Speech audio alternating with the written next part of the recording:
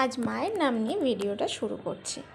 দেখতেই পাচ্ছ আমি সকাল সকাল ঘুম থেকে উঠেই সাজুগুজু করে নিচ্ছি, কারণ আজ দিনটা একটু স্পেশাল। আজ আমার বরের জন্মদিন, তাই দিনটাকে আরও বেশি স্পেশাল করতে আমরা চলে যাচ্ছি মন্দিরে মায়ের কাছে পুজো দিতে। তো বেরিয়ে পড়েছি রাস্তায়, এখন যাচ্ছি বাপের বাড়িতে। আমি ওখান থেকে আমার মাকে নেব।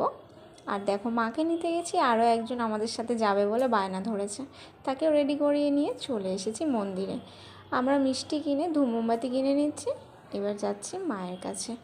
আর জন্মদিন মানেই সকালটা মন্দির থেকেই শুরু হওয়া উচিত, যেটা আমার মনে হয়, মানে ঠাকুরের মুখ দেখে দিনটা শুরু করলে জন্মদিনটা আরও বেশি ভালো কাটে। দেখতেই পাচ্ছ মাকে, তোমাদের যা যা মনের ইচ্ছা সেটা মাকে জানাও, মা অবশ্যই পূরণ করবে। আমাদের পুজো দেওয়া হয়ে গেছে, তারপর আমরা সব ঠাকুরগুলো দেখতে এসেছি। আর চিনি দেখো সব ঠাকুর দেখছে আর প্রশ্ন করছে, এটা কি ঠাকুর, ওটা কি ঠাকুর।